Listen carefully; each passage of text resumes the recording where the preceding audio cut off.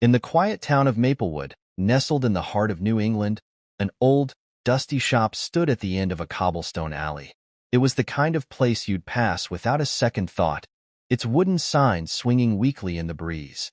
The sign read Maplewood Antiques and Curiosities.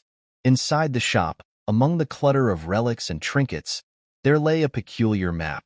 It was ancient, the edges frayed and the ink faded, depicting a world long forgotten. The map's most unsettling feature was the series of red dots scattered across its surface, each marked with a date. One stormy afternoon, Max, a curious young man with a penchant for history, stumbled into the shop seeking shelter from the rain. His eyes wandered until they fell upon the mysterious map. Intrigued, he picked it up, tracing the red dots with his finger. An old man behind the counter, Mr. Hargrove, watched him with an unsettling smile. "That map has a dark history," Mr. Hargrove croaked. "Each red dot marks a place where unspeakable horrors occurred." Max, skeptical but fascinated, purchased the map and took it home.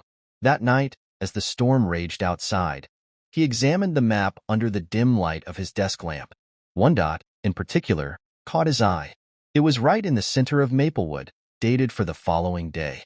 A chill ran down Max's spine. Dismissing it as a coincidence, he decided to investigate the spot marked on the map. The next morning, he followed the map's directions to an abandoned house on the outskirts of town. The house was decrepit, its windows boarded up and the yard overgrown with weeds. Pushing open the creaky door, Max stepped inside. The air was thick with dust and decay. As he ventured deeper into the house, he found a room with strange symbols scrawled on the walls and a large, empty space in the center. He felt an overwhelming sense of dread, as if the walls were closing in on him. Suddenly, the door slammed shut behind him. Max's heart raced as he frantically tried to open it, but it was locked tight. A cold, sinister laugh echoed through the room, and the symbols on the walls began to glow a menacing red. Shadows twisted and writhed, forming grotesque shapes that reached out for him. In a panic, Max pulled out the map, hoping to find a clue to escape. To his horror, he saw a new red had appeared right where he was standing, dated for that very day. The realization struck him like a thunderbolt was the map's next victim. Desperation took over as Max searched the room for a way out. His eyes fell upon an old, rusted key lying on a dusty shelf. He grabbed it and rushed to the door, fumbling with the lock. As the shadows closed in, he finally managed to turn the key. The door swung open, and Max stumbled out into the daylight, gasping for breath. He ran back to town, not daring to look back. That night, he burned the map, watching as the flames consumed its cursed paper.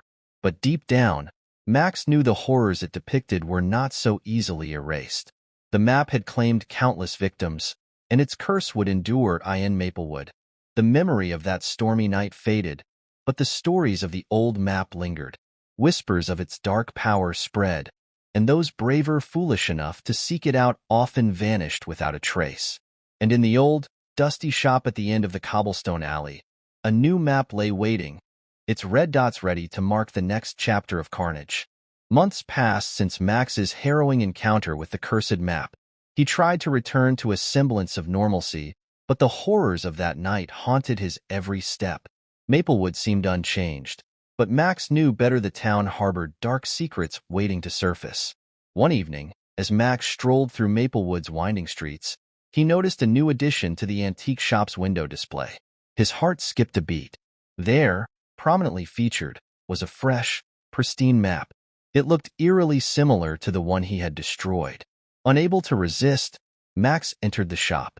The air was thick with a musty scent, and Mr. Hargrove was nowhere to be seen. Max approached the map, feeling a sense of foreboding. This map, too, had red dots scattered across it. His eyes widened in horror as he saw a dot marked with tomorrow's date, right in the center of town. "Back again, I see," Mr. Hargrove's voice rasped from behind. Max turned to find the old man's cold eyes fixed on him. "What is this?" Max demanded. "I destroyed the map. The curse can never be destroyed," Mr. Hargrove replied with a sinister smile. "It merely finds a new vessel."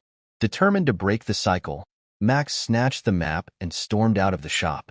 That night, he pored over the map, trying to uncover its secrets. The red dot for the next day was marked at the town's old library, a place long abandoned and rumored to be haunted. At dawn, Max headed to the library.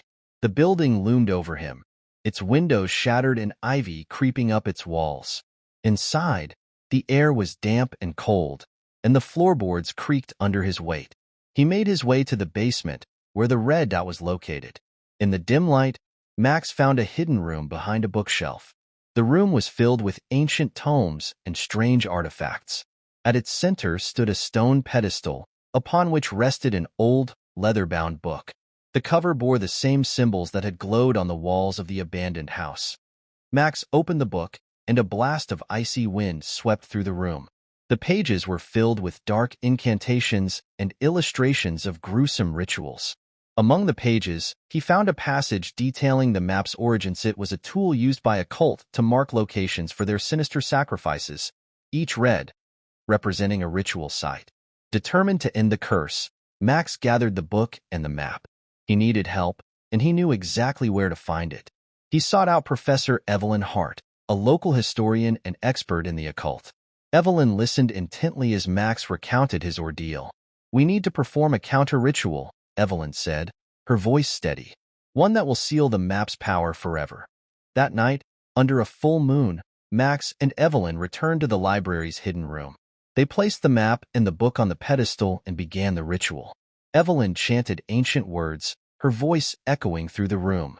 The air grew heavy, and shadows danced around them. As the ritual reached its climax, the map and the book began to glow with an unearthly light. The red dots on the map turned black, and the symbols in the book faded away. A deafening roar filled the room, and the shadows converged on the pedestal before vanishing into thin air. The light dimmed, and silence fell. Max and Evelyn stood there, breathless but relieved. The map lay on the pedestal, its power broken. "You did it," Max whispered. "It's over." Evelyn nodded, but her eyes were wary. "For now, at least. We've sealed the curse, but such dark power is never truly gone." Max left the library feeling a weight lift from his shoulders. The curse of the map had been broken, and Maplewood could finally be at peace. But as he glanced back at the old building, he couldn't shake the feeling that the darkness still lurked, waiting for the right moment to return. And in the shadows of the antique shop, Mr. Hargrove watched with a knowing smile. The game was far from over.